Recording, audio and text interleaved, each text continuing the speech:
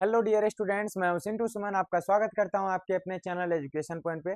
तो स्टूडेंट्स, आज का जो हमारा टॉपिक होने वाला है वो सबसे ज़्यादा इंपॉर्टेंट होने वाला है, क्योंकि आज हम लोग जो डिस्कस करने वाले हैं 10th के सबसे ज़्यादा साइंस में पूछे जाने वाले क्वेश्चन को बहुत ही बेहतरीन ढंग से हम लोग क्या करेंगे, डिस्कस करेंगे। इसको बहुत ही अच्छे ढंग से एक्सप्लेन करते चलेंगे, ताकि अगर हमारा क्वेश्चन आता है तो एक भी क्वेश्चन छूटना नहीं चाहिए। ठीक है, तो इस पहल में मैं आपके साथ हूँ। चलिए हम लोग बिना समय गवाए क्या करते हैं, प्रारंभ करते हैं। तो देखिए बच्चों, जो हमारा एक सेकेंड, अगर हम बात करें क्वेश्चन नंबर 1 की बात करते हैं, तो 1 नंबर जो हमारा प्रश्न है वो क्वेश्चन है कि निम्नलिखित में से किसका अपवर्तनांक सबसे अधिक होता है। ये क्वेश्चन इतना ज्यादा हाईलाइटेड है, इतना ज्यादा पूछा जाता है, तो आपको पता होना चाहिए कि इसका आंसर जो होगा, एक सेकेंड बच्चों।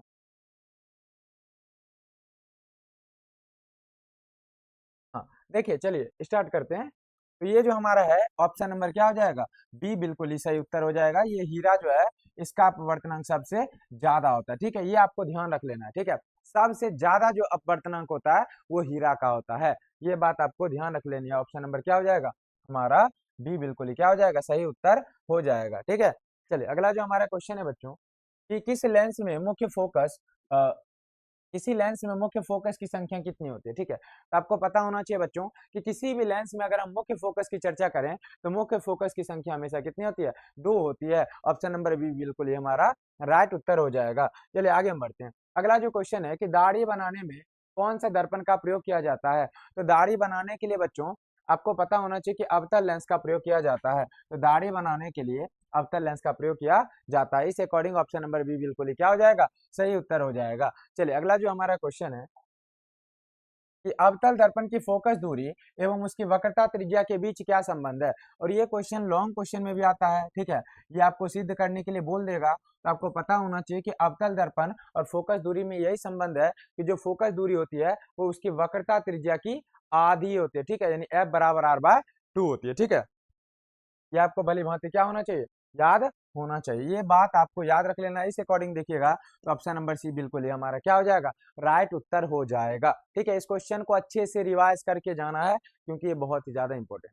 अगला क्वेश्चन देखते हैं कि निम्नलिखित में से किस लेंस को अभिसारी लेंस कहा जाता है। अब ये प्रश्न ये भी इंपॉर्टेंट है, तो आपको पता होना चाहिए कि उत्तल लेंस को अभिसारी लेंस कहा जाता है। अब ये 2 नंबर का क्वेश्चन भी इससे बनता है, और ये क्वेश्चन क्या रहेगा कि उत्तल लेंस को अभिसारी लेंस क्यों कहते हैं। ठीक है, यानी क्वेश्चन यही है कि जैसे यहाँ पर तो सिंपल है, which of the following lens is called converging lens. तो याद होगा, ये जो कन्वेक्स लेंस जो होता है, उत्तल लेंस होता है, वो हमारा क्या होता है, इसको हम लोग अभिसारी लेंस कहा जाता है। अब अभिसारी लेंस इसको क्यों कहते हैं, सुन लीजिए। अब उत्तल लेंस जो होता है किनारे की तुलना में बीच में मोटा होता है। तो एक एमसीक्यू यहाँ से ये भी बना कि उत्तल लेंस जो होता है किनारे की तुलना में क्या होता है, बीच में मोटा होता है। और इसकी खूबी क्या है कि जब इससे प्रकाश की किरणों को गुजारा जाता है, ठीक है, जब इससे प्रकाश की किरणों को गुजारा जाता है, इसकी खूबी है कि जब भी इसको प्रकाश की किरणों को गुजारा जाएगा, ये हमेशा सभी प्रकाश की बिंदुओं को एक बिंदु पर क्या कर देगा, इकट्ठा कर देगा। ठीक है, और ये एक बिंदु पर जो होगा वो हमारा फोकस होता है, और इस बिंदु में एक बिंदु पर एकत्रित कर देने के कारण, अभिसरित कर देने के कारण इसे हम लोग क्या बोलते हैं, उत्तल लेंस बोलते हैं।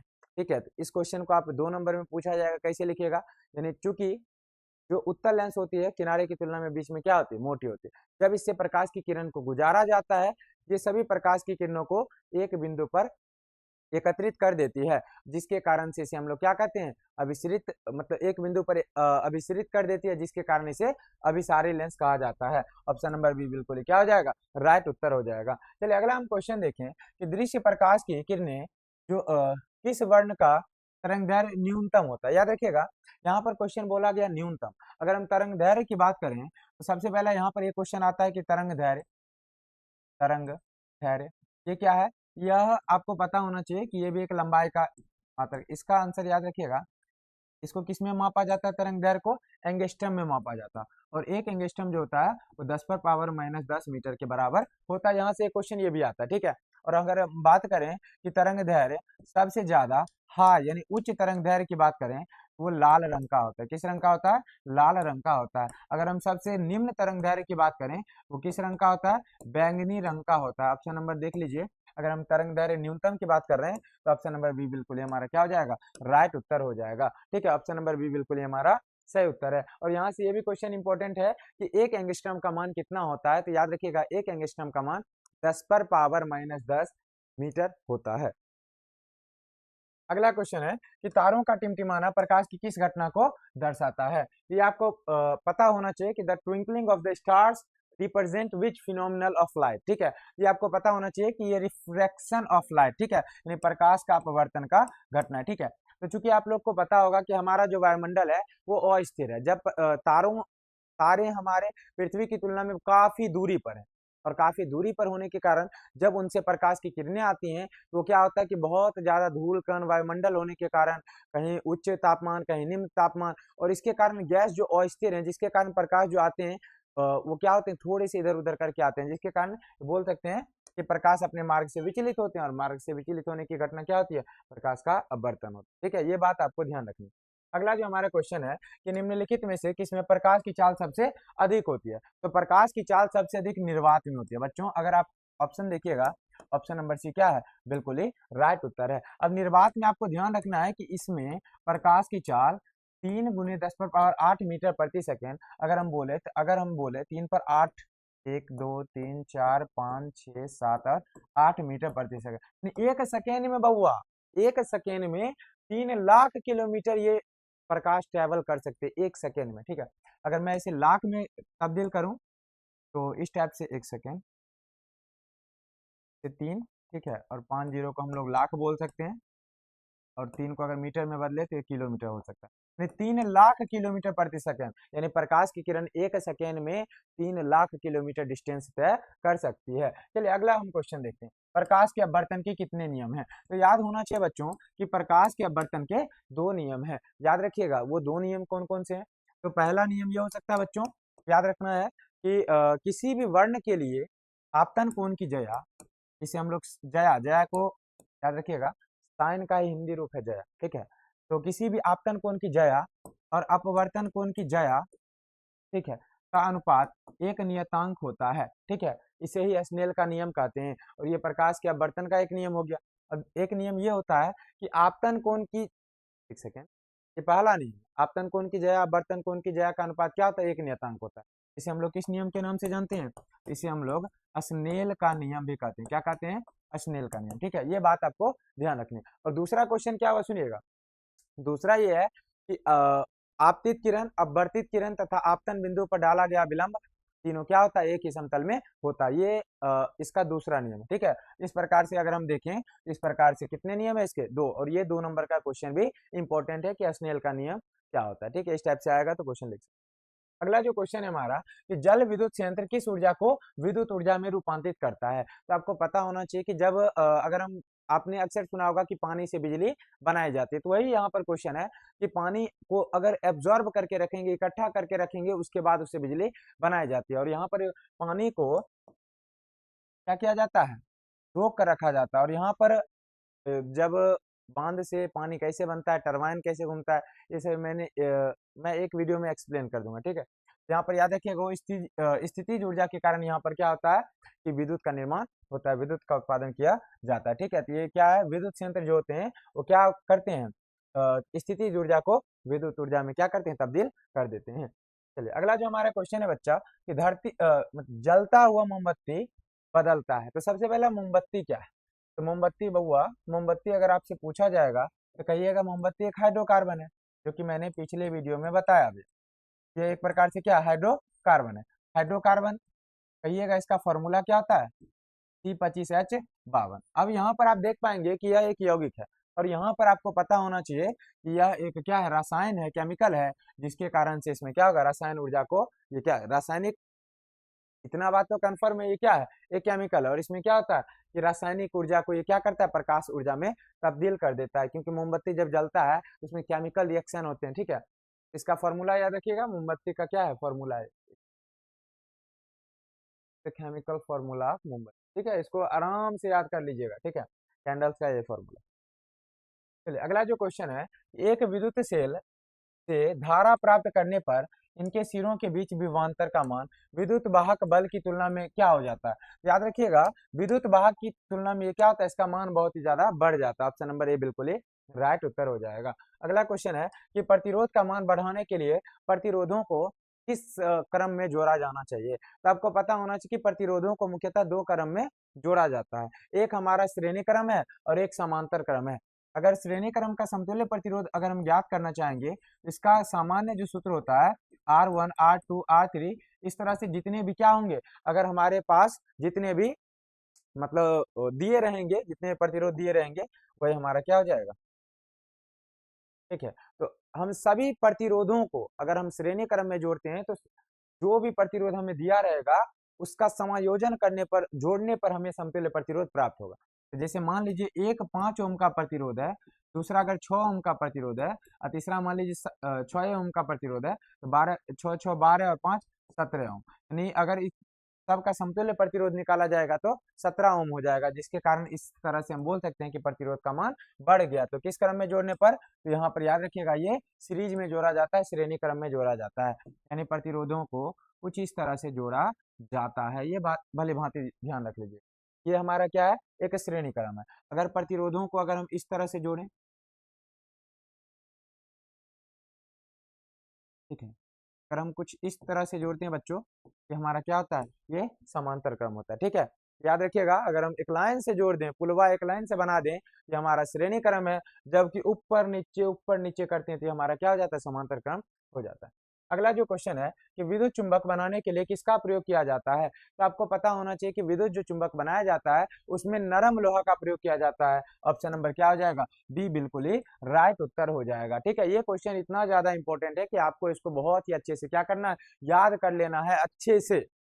चलिए अगला जो क्वेश्चन है हमारा कि उच्चतर ताप पर कौन सी प्रक्रिया पूरी होती है, तो आपको पता होना चाहिए कि नाभिकीय संलयन की जो अभिक्रिया होती है इसमें बहुत ही ज्यादा टेम्परेचर बहुत ही ज्यादा उच्च होता है। तो इसका उदाहरण अगर हम पूछें तो आप याद रखिएगा, जो सूर्य की जो किरणें आती हैं, सूर्य जो है आपको पता होना चाहिए कि वहां पर क्या होते हैं, हाइड्रोजन के मॉलिक्यूल्स मिलते हैं। ठीक है, यानी हाइड्रोजन क्या करते हैं, हाइड्रोजन के बॉन्ड मिलके हीलियम का निर्माण करते हैं। ठीक है, और यह जो होगा बहुत ही ज्यादा टेम्परेचर इसमें देता है, तो जिसके कारण से ये नाभिकीय संलयन का क्या हो जाएगा, उदाहरण हो जाएगा। ऑप्शन नंबर बी बिल्कुल ही हमारा राइट उत्तर है। चलिए अगला जो हमारा क्वेश्चन है कि सौर ऊर्जा को सीधे विद्युत ऊर्जा में बदलने वाली युक्ति कौन है। याद रखिएगा सौर ऊर्जा को सीधा विद्युत ऊर्जा में सौर सेल के द्वारा लगाया जाता है। आपने भी अपने समक्ष यह देखा होगा कि जो सोलर प्लेट होता है, ठीक है, उसमें याद रखिएगा एक क्वेश्चन यहाँ से बनता है कि उसमें किसका प्रयोग किया जाता है, उसमें सिलिकॉन, सिलिकॉन एक उपधातु है। क्या है, उप धातु है, इसका प्रयोग किया जाता है। ठीक है, तो ऑप्शन नंबर बी बिल्कुल ही हमारा राइट उत्तर हो जाएगा। ठीक है, ये क्या करता है कि प्रकाश जो आती है इससे ये ऊर्जा लेता है और इससे हम बिजली के तौर पर किसी भी चीज में जैसे बल्ब जलाना, पंखा चलाना, ये सब इसका प्रयोग किया जा सकता है। यानी अगर हम बात करें बउआ, ये सौर ऊर्जा को क्या करेगा, सीधे विद्युत में बदल देगा। ठीक है, समझ गए। चलिए आगे बढ़ते हैं, ये भी इंपॉर्टेंट है। अगला क्वेश्चन है कि पवन विद्युत जनित्र में पवन की चाल कम से कम कितनी होनी चाहिए। ये आपको पता होना चाहिए कि पवन की चाल कम से कम 12 से 14 किलोमीटर प्रति घंटा होनी चाहिए। इट मीन्स अगर बउआ बोला जाए, अगर बोला जाए तो टरबाइन अगर देखिए इस टाइप से टरबाइन बउआ होता है। ठीक है, अगर हम टरबाइन को घुमा रहे हैं, ठीक है, फिल्मों में देखे होंगे, ठीक है, पीछे एकदम टरबाइन घूमता है जहां पर डांसर हीरो हीरोइन करता है, तो वहां पर आप देखिएगा तो टरबाइन घूमता है। अगर वो टरबाइन कम से कम 12 से 14 किलोमीटर उसका रफ्तार होना चाहिए, कम से कम, इससे ऊपर हो जाएगा तो बिजली का उत्पादन हो जाएगा। तो मिनिमम कितना चाहिए, 12 से 14 किलोमीटर प्रति घंटा। अगर इतना से टरबाइन क्या करता है, वो घूमता है, तभी विद्युत का उत्पादन हो सकता है। चलिए आगे बढ़ते हैं कि सेल का विद्युत वाहक बल क्या है। तो याद रखिएगा सेल का जो विद्युत वाहक बल है, यानी आवेश पर लगाया गया क्या होता है, बल होता है। यानी सेल द्वारा आवेश पर जो बल लगाया जाता है उसे हम लोग क्या कहते हैं, विद्युत वाहक बल कहते हैं। ऑप्शन नंबर ए बिल्कुल ही राइट उत्तर हो जाएगा। ठीक है, ऑप्शन नंबर ए बिल्कुल ही राइट उत्तर है। चलिए आगे हम लोग बढ़ते हैं, तो वो अगला क्वेश्चन है कि घरेलू परिपथ में मुख्य रूप से किसकी आपूर्ति की जाती है। ठीक है, तो आपको पता होना चाहिए कि जो घरेलू हमारा परिपथ होता है उसमें प्रत्यावर्ती धारा होती है और इस धारा का मान 220 वोल्ट होता है। ये इतना ज्यादा इंपॉर्टेंट है बच्चों कि इसको आपको याद रख लेना चाहिए। ठीक है, और याद रखिएगा हमारे घर में जो कितना आवृत्ति आती है, तो 50 हर्ट्ज, कितना, 50 हर्ट्ज, ये बात भी आपको ध्यान रखना है। ठीक है, एच जेड किसकी, याद रखिए ये किसका मात्रक है, तो आवृत्ति का मात्रक ये होता है। ठीक है, तो आपको ध्यान रख लेना है, बहुत ही ज्यादा इंपॉर्टेंट होने वाला है। अगला कि वर्ण विक्षेपण असंभव है, तो सबसे पहला वर्ण विक्षेपण क्या होता है आप ये समझिएगा। तो सबसे पहला वर्ण विक्षेपण की अगर हम बात करें, ठीक है, तो याद रखिएगा, अगर हम किसी पदार्थ की बात करें, पारदर्शी पदार्थ है, तो जब श्वेत प्रकाश की किरणों को गुजारा जाता है, तो श्वेत प्रकाश की जो किरण होती है वो 7 रंगों में विभक्त हो जाती है। और ये जो 7 रंग जो होते हैं, ठीक है, वो इस प्रकार, अगर 7 रंगों को अगर हम देखेंगे तो ये 7 रंगों में विभक्त हो जाती है। और प्रकाश की इस घटना को हम लोग क्या कहते हैं? प्रकाश का वर्ण विक्षेपण कहते हैं। तो सुन लीजिए, वर्ण विक्षेपण क्या होता है? जब प्रिज्म से श्वेत किरणों को, किस किरणों से, किरणों को, तो श्वेत किरणों को, ये बात भी आपको ध्यान रख लेनी है बच्चों, कि जब प्रिज्म से श्वेत किरणों को गुजारा जाता है तो 7 रंगों में क्या होते हैं? विभक्त हो जाती है। और प्रकाश की इस घटना को वर्ण विक्षेपण कहते हैं। क्या कहते हैं? वर्ण विक्षेपण कहते हैं। तो याद रखिएगा। और इसमें रंग कौन कौन से हैं? सबसे ज्यादा जो विचलित होता है वो बैंगनी होता है। ठीक है, क्या होता है? बैंगनी। सबसे ज्यादा विचलित कौन सा रंग होता है, ये बता दीजिए। ठीक है, तो सबसे ज्यादा अगर हम बात करें, सबसे ज्यादा अगर हम थोड़ी सी चर्चा करें इस पर, तो सबसे ज्यादा बैंगनी का होता है। उसके बाद अगर हम बात करें, जामुनी, फिर नीला, फिर पीला, नारंगी,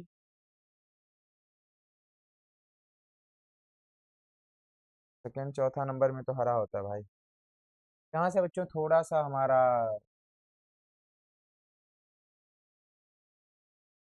तो थोड़ा सा देखते हैं, बैगनी, जामुनी, नीला, उसके बाद हरा, उसके बाद पीला, नारंगी, उसके बाद लाल।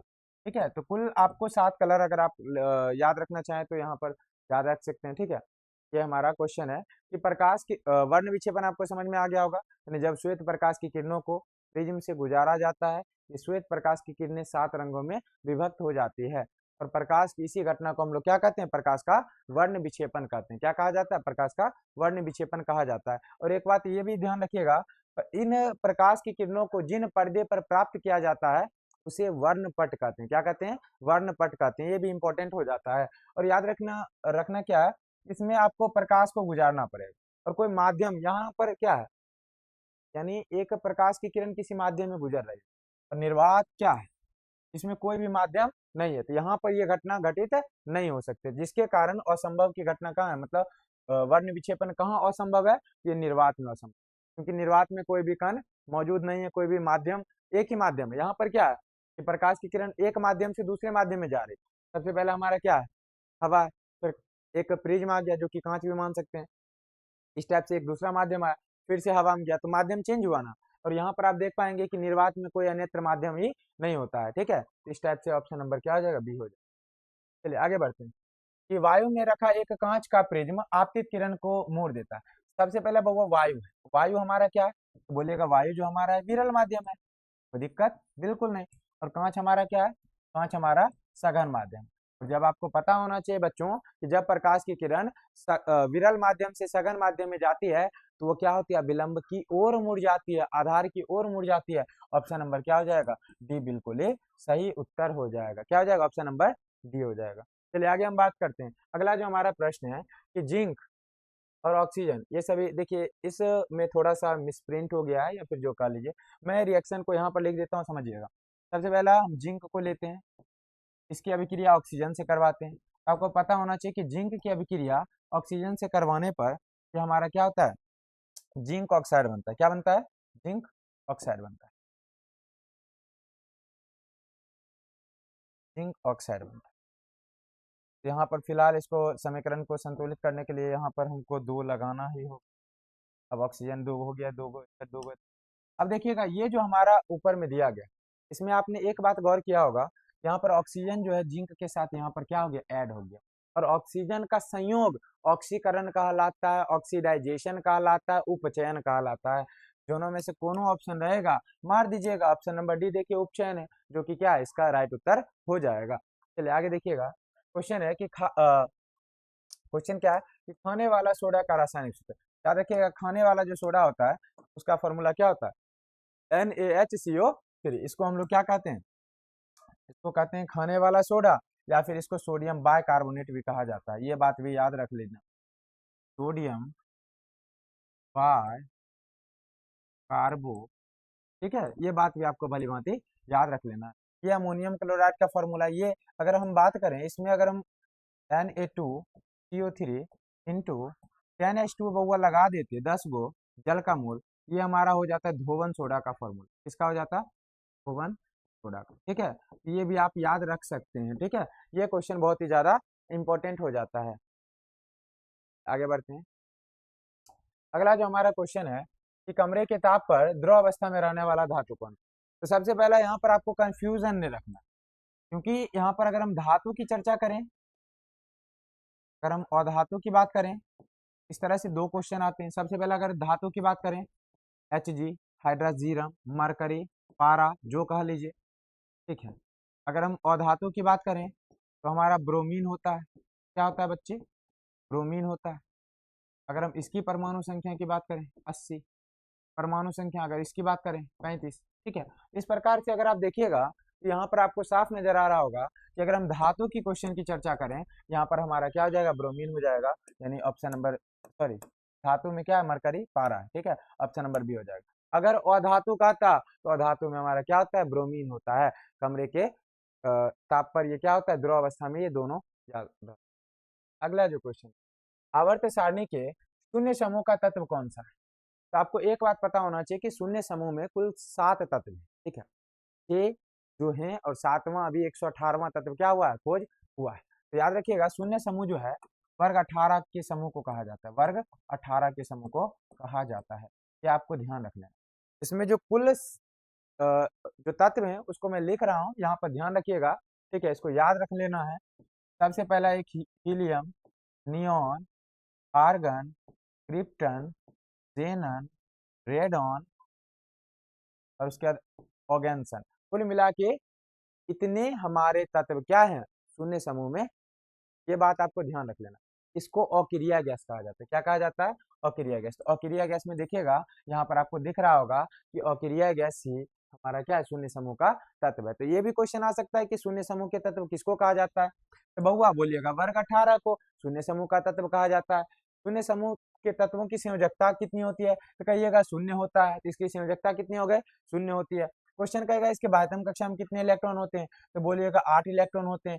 केवल हीलियम अपवाद है जिसमें 2 होता है, यानी इनका बाह्यतम कक्षा क्या होता है? भरा हुआ रहता है। ये बात भी इंपॉर्टेंट है, ठीक है। अगर मैं परमाणु संख्या की बात करूं, इसकी परमाणु संख्या 2, इसकी परमाणु संख्या 10, इसकी परमाणु संख्या 18, इसकी परमाणु संख्या 36, इसकी परमाणु संख्या 34 है, उसके बाद इसकी परमाणु संख्या 86 है और इसकी परमाणु संख्या 118 है, जो कि वर्तमान समय में क्या हुई है? इसकी खोज हुई है। ये बात भी आपको ध्यान रख लेनी है। अब बताइए इतना का परमाणु संख्या याद रखना, बताइए कितना दिमाग में अटाना है, आप लोग देख लीजिए, ठीक है। हालांकि मैं इस सब तरीका बता दूंगा जिससे आप क्या कर पाएंगे? परमाणु संख्या तक निकाल पाएंगे। आवर्त सारणी जब मैं बताऊंगा तो वहां पर आपका यहाँ पर कॉन्सेप्ट क्लियर हो जाएगा, ठीक है। तो यहाँ से क्वेश्चन कुछ बनने वाले हैं। पहला ये बनने वाला है कि यहाँ पर आवर्त सारणी के किस समूह को शून्य समूह कहा जाता है? तो वर्ग 18, पहला क्वेश्चन यहाँ से आ गया। फिर अगर हम बात करें तो इसमें इसकी संयोजकता कितनी होती है? बोलिएगा 0। इसकी संयोजकता कितनी होती है? 0। इसमें बाह्यतम कक्षा में कितने इलेक्ट्रॉन होते हैं? सब में 8, केवल हीलियम में 2, ठीक है। ये सभी बात आगे हम लोग डिस्कस करने वाले हैं, ये इंपॉर्टेंट है। इस प्रकार से, ठीक है, यहाँ पर हीलियम हो जाएगा। चलिए अगला जो हमारा क्वेश्चन है, ये क्वेश्चन सुनिएगा। सोडियम कार्बोनेट के जलीय विलयन में मिथाइल ऑरेंज का विलयन मिलाने पर विलयन का रंग परिवर्तित हो जाता है। बहुआ ये याद रखिएगा, ये जो है ना पीला रंग में परिवर्तित हो जाता है। किसमें परिवर्तित हो जाता है? पीला रंग में। ऑप्शन नंबर क्या हो जाएगा? ए बिल्कुल ही राइट उत्तर हो जाएगा। चलिए अगला जो हमारा क्वेश्चन है कि ग्लोबल वार्मिंग के लिए उत्तरदायी गैस निम्नलिखित में से कौन सी है? सबसे पहला ग्लोबल वार्मिंग क्या है? तो बच्चों क्या होता है कि पृथ्वी पर कुछ ऐसे गैस हैं जो क्या करते हैं? हमारे पर्यावरण के लिए थोड़ा सा डिसएडवांटेज क्रिएट करते हैं, यानी थोड़ा सा हानिकारक है, और वो क्या करते हैं? हमारे तापमान को बढ़ाते हैं। और ऐसे गैस हमारे लिए थोड़ा सा हमारे तापमान के लिए खतरा पैदा करते हैं, तापमान को बढ़ा देते हैं। और इसमें गर्म जो गैस है वो क्या है? CO2। हालांकि इसमें CO2 ऐसे लिखा था, ठीक है। इस तरह से क्या हो जाएगा? ऑप्शन नंबर बी बिल्कुल ही हमारा राइट उत्तर हो जाएगा, क्योंकि ये क्या है? गर्म गैस है। इसकी प्रतिशत मात्रा भी एक क्वेश्चन में आ सकती है बच्चों कि 0.03% जो है ये हमारा क्या है? वायुमंडल में मौजूद है। गैसीय फॉर्मेट में बात कर रहा हूँ। अगला क्वेश्चन है गंधक की परमाणु संख्या क्या होती है? बच्चे देखिए गंधक बहुत बार कंफ्यूज हो जाता है। गंधक कोई सल्फर कहा जाता है। क्या कहा जाता है? सल्फर। अब कहिएगा हम कैसे याद रखेंगे? उस समय याद रखिएगा जब क्वेश्चन को जब आप पढ़िएगा तो जरूरी नहीं है कि हिंदी में आए, इंग्लिश भी पढ़ सकते हैं। देखिए what is the atomic number of sulphur, यहाँ पर सल्फर आ गया ना। सल्फर अगर आपको याद रहता है तो सल्फर की परमाणु संख्या कितनी होती है? 16 होती है। कितनी होती है? 16 होती है। समझ गए? कोई दिक्कत? बिल्कुल नहीं, ये याद रखने वाली चीज है। अगला जो हमारा क्वेश्चन कि अम्ल का जलीय विलयन विद्युत का संचालन करता है, क्योंकि अम्ल जल में क्या होता है? ये जल में घुलनशील होता है। तो बच्चे जब अम्ल की चर्चा करते हैं, कोई भी अम्ल, चाहे हाइड्रोक्लोरिक अम्ल लीजिए, सल्फ्यूरिक अम्ल लीजिए, नाइट्रिक अम्ल लीजिए, ये सभी जो जल हैं वो एक प्रकार से अगर हम देखें, ठीक है, मेथिनोइक अम्ल की बात कर लेते हैं।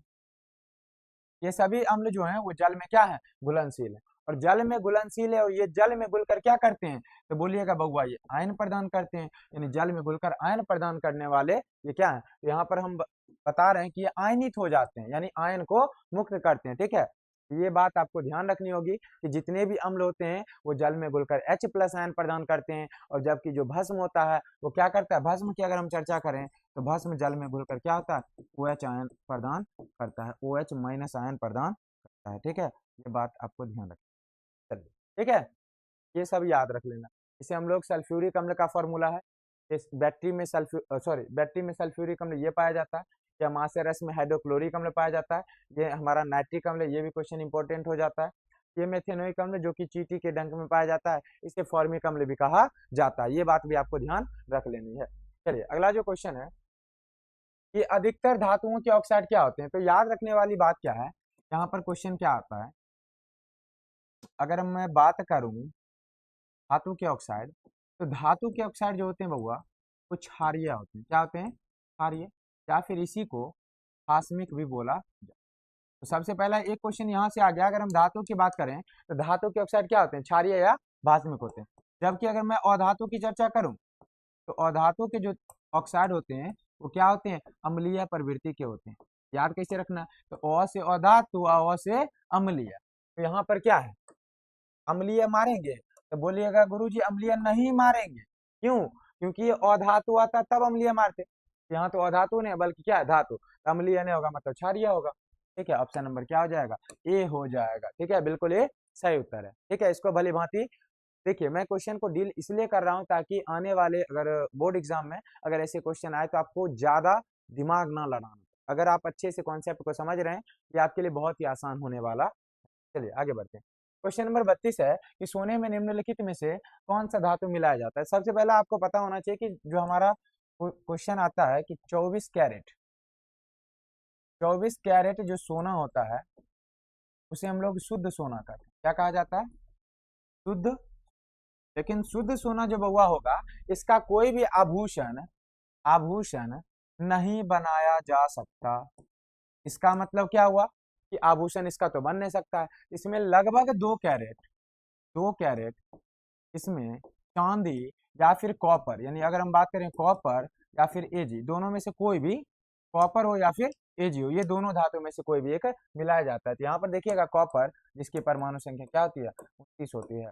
मैं परमाणु संख्या को भी बता रहा हूँ क्योंकि साथ में अगर याद रख लीजिएगा ये भी इंपॉर्टेंट होगा। जिंक की परमाणु संख्या 30 होती है, पोटेशियम की परमाणु संख्या 19 होती है और लोहा की 26 होती है। ठीक है, इस टाइप से आपको ध्यान रख लेना। चलिए आगे बढ़े। अगला क्वेश्चन देखिए, इस रिएक्शन को थोड़ा सा मैं पहले नीचे से लिख के आपको समझाना चाहूंगा। ठीक है, सबसे पहला NaCl यानी सोडियम क्लोराइड की चर्चा हो रही है बच्चों। प्लस में AgNO3 सिल्वर नाइट्रेट की चर्चा हो रही है। तो आपको ये बात पता है कि ये दोनों अगर मिलेगा इससे फिक्स है कि सोडियम नाइट्रेट प्लस में सिल्वर क्लोराइड का सिल्वर क्लोराइड का विलयन प्राप्त होगा, जो कि एक अवक्षेप के रूप में प्राप्त होगा। ठीक है, और यह देखिएगा यह यू आकार बना रहा है। क्या बना रहा है? यू आकार। और यू आकार के जितने भी अभिक्रियाएं होती हैं उसे हम लोग द्विविस्थापन अभिक्रिया कहते हैं या फिर उभय विस्थापन अभिक्रिया भी कहते हैं। तो इस तरह से ये क्या हो जाएगा? उभय विस्थापन अभिक्रिया के अंतर्गत आ जाएगा। हालांकि हो सकता है निम्नलिखित में से किस प्रकार की अभिक्रिया है, ये क्या है? द्विविस्थापन अभिक्रिया है। ठीक है, अब इसमें क्या होता है कि इसमें प्लस और माइनस, तो आयन का आदान प्रदान जब हो जाए तो हम समझ लेंगे आयन का आदान प्रदान किस अभिक्रिया में होता है? ये होता है हमारा द्विविस्थापन अभिक्रिया में। चलिए आगे बढ़ते हैं। अगला क्वेश्चन है सिलिकॉन। सिलिकॉन बहुआ एक उपधातु है। क्या है? उपधातु। अब देखिए उपधातु भी कुल 7 हैं। अब इसको भी याद कर लीजिएगा। अब उपधातु को याद कर लीजिएगा तो आपके लिए फायदेमंद है। उपधातु कौन कौन से हैं? तो इसका मैं छोटा सा ट्रिक बता रहा हूँ, हो सकता है आपको अच्छा ना लगे, फिर भी देख लीजिए, मजबूरी आपकी। यहाँ पर देखिएगा, अगर मैं उपधातु की बात करूँ तो यहाँ पर एक जर्मेनियम है, मैं लिख ही देता हूँ। एक जर्मेनियम है, एक बोरॉन है, एक सिलिकॉन है,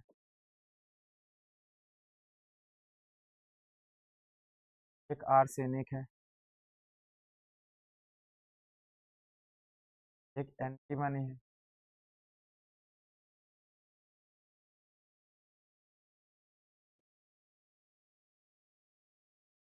यहाँ पर देखिएगा एक और छूट गया, पोलोनियम,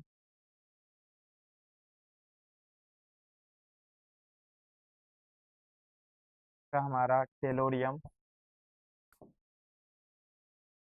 तो कुल मिला के बउआ यही हमारे कुल 7 क्या है उपधातु हैं, ठीक है। एक हमारा पोलोनियम हो गया, टेलोरियम हो गया, जर्मेनियम है, बोरॉन है, सिलिकॉन है, आर्सेनिक है, एंटीमनी या फिर बिस्मथ है, ठीक है। तो इसको अच्छे से अगर आप याद कर लेते हैं तो ये भी आपके लिए बहुत ही ज्यादा क्या है, इंपॉर्टेंट हो जाता है, क्योंकि हर वर्ष एक क्वेश्चन आता है कि निम्नलिखित में से कौन उपधातु है। इस तरह से आप याद कर लीजिएगा, समझे, ठीक है। तो उपधातु सिलिकॉन भी इसमें से एक है। अब देख पा रहे होंगे तो ये हमारा क्या हो जाएगा, उपधातु हो जाएगी। आगे बढ़ते हैं कि वे तत्व जिनके बाहरी सेल पूर्ण भरे होते हैं, मैंने आपको बताया था कि जिनके बाहरी सेल पूर्ण रूप से भरे होते हैं वो अक्रिय गैस होते हैं या निष्क्रिय गैस होते हैं, ठीक है, या शून्य समूह का तत्व होते हैं, या फिर उसे हम लोग उत्कृष्ट गैस भी कहते हैं, नोबल गैस भी कहते हैं। ऑप्शन नंबर डी बिल्कुल ही क्या हो जाएगा, सही उत्तर हो जाएगा। चलिए इसका जो है, अब बताइए इसमें ये कौन सा वर्ग का समूह का तत्व है? ये 18वां, ठीक है, याद रख लें। आगे हम बात करते हैं खड़िया का रासायनिक सूत्र क्या है। तो आपको पता होना चाहिए बच्चों कि जो खड़िया है इसको चूना पत्थर भी कहते हैं, ठीक है। इसको थोड़ा सा मैं ठीक है, इसको मैं अच्छे से लिख रहा हूँ, CaCO3। इसको 3 नामों से जाना जाता है, चूना पत्थर, मरमर, ठीक है। ये सभी एक ही नाम है, ठीक है। कैल्शियम कार्बोनेट तो इसका नाम है, ठीक है, ये बात भी आप ध्यान रख लीजिए। अगला जो हमारा क्वेश्चन है कि निम्नांकित में से कौन सबसे अधिक अम्लीय ऑक्साइड है। सबसे अधिक क्या है, अम्लीय ऑक्साइड। तो एक मैंने आपको बताया था बच्चों कि जो धातु होते हैं, धातु के ऑक्साइड क्षारीय होते हैं, हाँ या ना। तो बिल्कुल। अगर हम अधातु की चर्चा करें तो अधातु के ऑक्साइड जो होते हैं वो अम्लीय होते हैं, हाँ या ना। तो बोलिएगा गुरुजी बिल्कुल बात सही है। तो अम्लीय की चर्चा करें तो हम अधातु की तरफ चल देंगे। तो देखिए अम्लीय, अम्लीय बहुआ बताओ। इसमें देखिए मैग्नीशियम धातु है और ये धातु है, तो इसका मतलब ये आंसर होने वाला नहीं है, ठीक है। अब देखिएगा यहाँ पर अगर आप देखेंगे, यहाँ पर सोडियम, ठीक है, और सोडियम क्या है हमारा, धातु है, तो ये भी आंसर होने वाला नहीं। कैल्शियम धातु है, ये भी आंसर होने वाला नहीं। तो बचा सल्फर और धातु, और अधातु के जो ऑक्साइड होते हैं क्या होते हैं, और धातु के ऑक्साइड अम्लीय होते हैं, और इस प्रकार से हमारा क्या हो जाएगा, ठीक है। ऑप्शन नंबर ए बिल्कुल ही राइट उत्तर हो जाएगा, ठीक है, 100% ये उत्तर सही है। चलिए आगे बढ़ते हैं।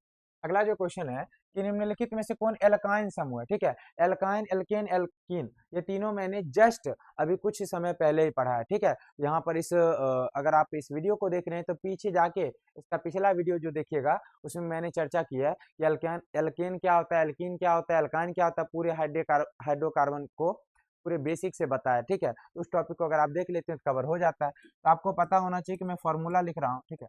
एक होता है हमारा एल्केन, एक होता है एल्कीन, और एक होता है हमारा,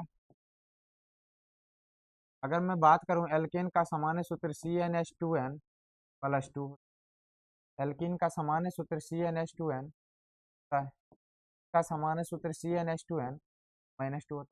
अब एल्काइन में क्या होता है कि कार्बन की संख्या जितनी होगी हाइड्रोजन डबल होगा, दो को क्या हो जाएगा, कम हो जाएगा। डबल से दो को कम कीजिएगा तो अगर कार्बन को, अब देखिएगा सब में ऑप्शन दो है, इससे कार्बन दो रखेंगे, दो दूनी चार, डबल करने पर चार, और दो घटाएंगे तो दो, C2H2, ऑप्शन नंबर सी हो जाएगा, ठीक है। यहाँ पर थोड़ा सा मिसप्रिंट हो गया है, अगर आप देखिएगा तो C2, ठीक है, ऑप्शन नंबर क्या हो जाएगा। अगला जो हमारा क्वेश्चन है इस टाइप से देखिए ये क्या लिखा गया है। सबसे पहला CH3 है, CH3 है, सिंगल बॉन्ड वो है, C2H5 है, C2H5 है। तो आपको पता है कि ये ईथर समूह है। क्या है? ईथर समूह। इस बगल इसमें मिथाइल इस बगल इसमें मिथाइल लगा हुआ है, इथाइल लगा हुआ, ठीक है। लेकिन जब ये ईथर समूह से जुड़ता है तो हम लोग क्या कहेंगे? मिथॉक्सी। क्या कहेंगे? Methoxy ethane. इसका फॉर्मूला अगर आपको पता होगा, नाम अगर हम बोलेंगे तो मिथॉक्सी इथेन। अब देखिएगा, निम्नलिखित में से कौन यौगिक ईंधन के रूप में इस्तेमाल किया जा सकता है? तो ईंधन के रूप में सबसे ज्यादा इस्तेमाल किसका प्रयोग किया जाता है? आपको पता होना चाहिए कि जो इथेनॉल होता है उसका प्रयोग ईंधन के रूप में भी किया जा सकता है, ठीक है। तो हालांकि इसमें किया जा सकता है तो सभी का इस्तेमाल किया जा सकता है, ठीक है। तो ऐसा कीजिए कि इसका उत्तर आप लोग कमेंट बॉक्स में देने का, देखते हैं कितने बच्चे इसका उत्तर दे पाते हैं। ठीक है, मैं तो सी बोल रहा हूँ, ठीक है। आप देखिएगा अगला क्वेश्चन, कि सोडियम हाइड्रोक्साइड जिंक से अभिक्रिया करके निम्नलिखित में से कौन सा उत्पाद बनाता है? ठीक है, तो जिंक से अभिक्रिया जब ये करता है तो आपको पता होना चाहिए कि सोडियम हाइड्रोक्साइड अगर हम बोलें NaOH, अगर हम जिंक से अभिक्रिया करवाते हैं, ये हमारा क्या बनाता है बच्चों? Na2ZN, ZN2 प्लस में हाइड्रोजन गैस मुक्त करेगा। अब देख लीजिए ये किस ऑप्शन में, ठीक है। ऑप्शन नंबर क्या हो जाएगा? ऑप्शन नंबर क्या हो जाएगा? ये हो जाएगा, ठीक। अगला क्वेश्चन देखिए, धोबिया सोडा का रासायनिक सूत्र क्या है? आपको पता होना चाहिए कि धोबन सोडा का जो रासायनिक सूत्र होता है इसमें 10H2 लगा है, ठीक है। इसको अगर मैं सही से लिखूं, Na2CO3 इंटू 10H2O, ये हमारा क्या होता है? धोबन सोडा का रासायनिक फॉर्मूला होता है। चलिए अगला जो क्वेश्चन है हमारा, अम्ल राज में सांद्र HNO3 और HCl का अनुपात क्या होता है? देखिए क्वेश्चन इसमें बहुत फंसाने वाला, याद रखिएगा। अगर इसका और इसका अनुपात पूछा जाएगा, हमें याद रख लेना है कि इसका, इस क्वेश्चन के अकॉर्डिंग इसका अनुपात होगा 1 अनुपात, क्योंकि क्वेश्चन में नाइट्रिक अम्ल पहले दिया है, हाइड्रोक्लोरिक अम्ल बाद में दिया है।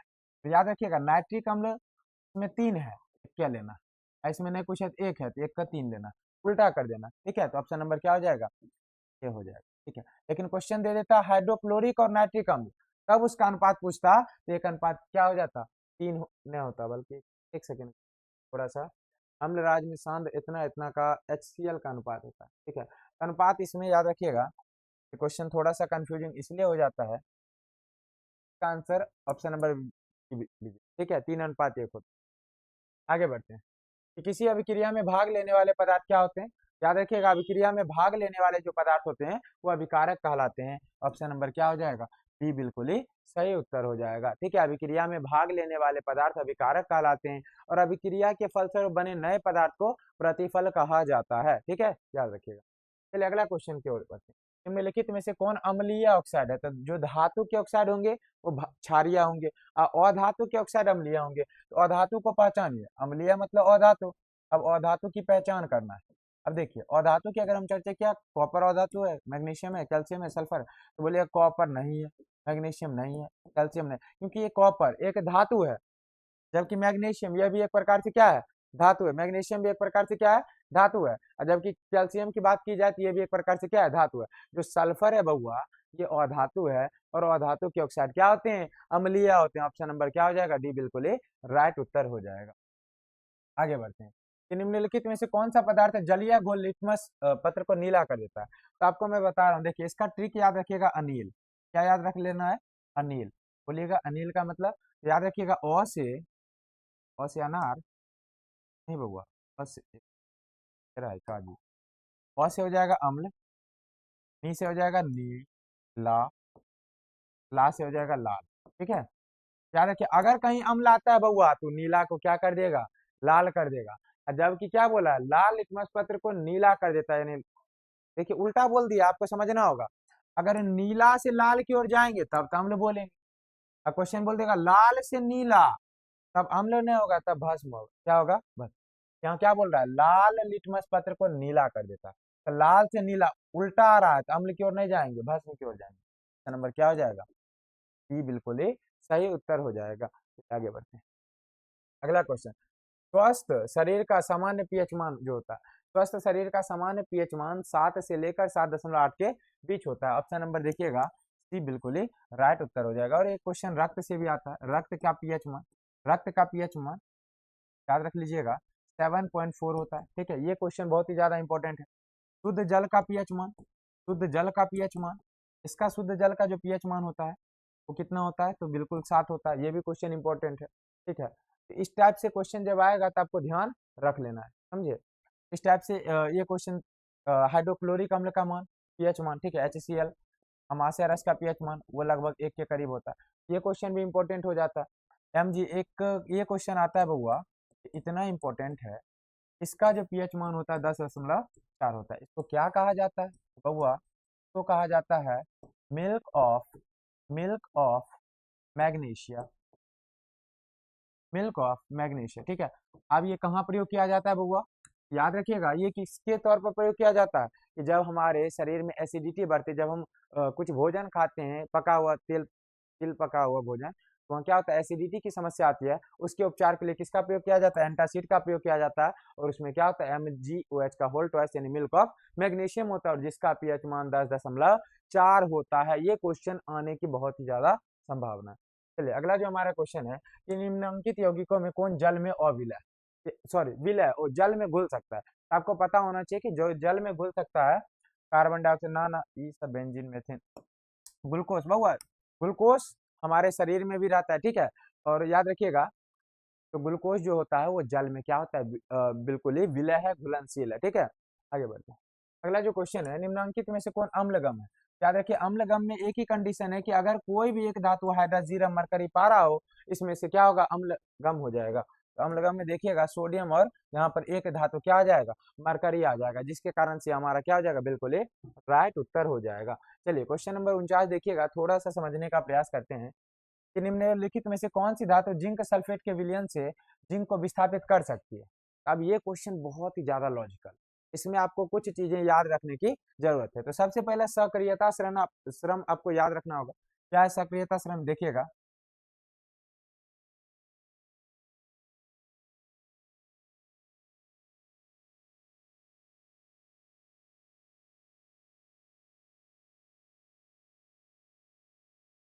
ठीक है, इस टाइप से ये कुछ धातुओं का सक्रियता श्रम है। ठीक है, मैं थोड़ा सा ऊपर कर रहा हूँ।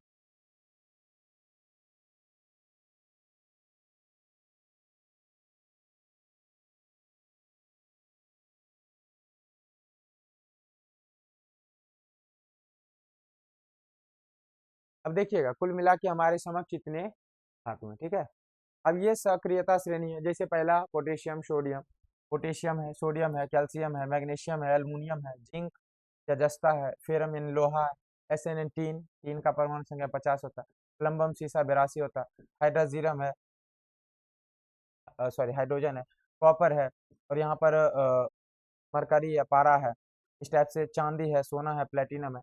इस टाइप से जब इन सभी धातुओं को आप ऑब्जर्व कीजिएगा, इन सभी का ये सक्रियता श्रेणी, यानी ये जो धातु होते हैं वो जल्दी अभिक्रिया किसी से नहीं करते हैं, इसीलिए इन तीनों धातुओं का क्या होता है, आभूषण के रूप में प्रयोग किया जाता है। ये क्वेश्चन एक ये भी आएगा कि हम लोग आभूषण के रूप में प्लेटिनम, सोना, चांदी इत्यादि धातुओं का प्रयोग करते हैं, क्यों, क्योंकि ये जो तीनों धातुएं होती हैं वो किसी अन्य धातुओं से अभिक्रिया नहीं करती हैं, और इन्हें इसलिए कहा जाता है कि ये मुक्त अवस्था में पाए जाने वाली धातु।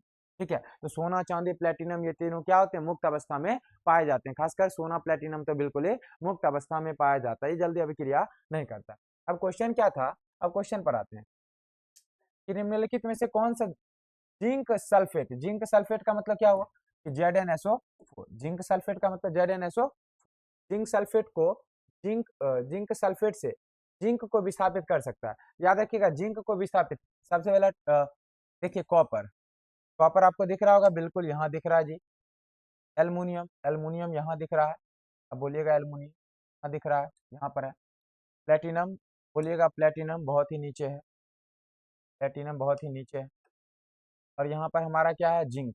अब जिंक, अब देखिए जिंक से सब नीचे, जिंक से सब क्या है, नीचे। और एक धातु आपको नजर आ रहा होगा वो क्या है, एल्युमिनियम। ठीक है, तो इसीलिए इसका आंसर क्या हो जाएगा, एल्युमिनियम 100%। ऑप्शन नंबर डी बिल्कुल ही क्या हो जाएगा, राइट उत्तर हो जाएगा। यहाँ पर मैंने इसलिए डिस्कस किया क्योंकि एक क्वेश्चन ये भी आएगा कि सोना चांदी या इसको मुक्त अवस्था में मतलब कौन सी धातु है जो मुक्त अवस्था में पाई जाती है, तो सोना चांदी और प्लेटिनम। ये क्वेश्चन ये बन गया। एक क्वेश्चन ये भी आता है कि किस धातुओं एक तरह से बोलते हैं किन धातुओं का प्रयोग आभूषण के रूप में किया जाता है, सोना चांदी या प्लेटिनम का। इसका प्रयोग आभूषण के रूप में क्यों किया जाता है, क्यों किया जाता है, तो ये बात भी आपको ध्यान रखनी है। इनका प्रयोग आभूषण के रूप में इसलिए किया जाता है क्योंकि ये स्वतंत्र अवस्था में रहते हैं और किसी अन्य चीजों से क्या करते हैं, किसी अन्य धातुओं से अभिक्रिया नहीं करते हैं। ठीक है, चलिए ये लास्ट क्वेश्चन है।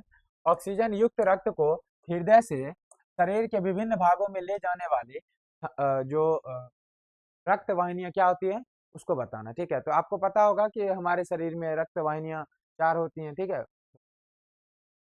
यहाँ पर देखिएगा ऑप्शन नंबर डी क्या हो जाएगा, सही हो जाएगा। जैसे धमनी और शिरा होता है ना, तो हमारे क्वेश्चन क्या बोला कि ऑक्सीजन युक्त, तो सबसे पहले हमारे शरीर में क्या होता है, ऑक्सीजन। अगर हम श्वसन की क्रिया संपन्न करते हैं तो हीमोग्लोबिन के द्वारा ऑक्सीजन जाता है। और यहाँ पर बोल रहा है कि शरीर के विभिन्न भागों में ले जाने वाली रक्त वाहिनियां क्या कहलाती है, तो उसे हम लोग क्या कहते हैं, धमनी कहते हैं। क्या कहते हैं, धमनी कहते हैं। तो आज का सेशन हम लोग यहीं पर समाप्त करते हैं। ठीक है, इस 50 क्वेश्चन को अच्छे से रिवाइज कर देना है और देखना है कि खुद से जब आप इस वीडियो को दोबारा देखें तो 50 में आपका कितना क्वेश्चन सही होता है। ठीक है, और इसको एक बार दो बार देखने का प्रयास कीजिएगा और जो आपके नए साथी हैं उनके साथ वीडियो को शेयर कर दीजिएगा। ठीक है, मिलते हैं अगले वीडियो में। Thanks for watching.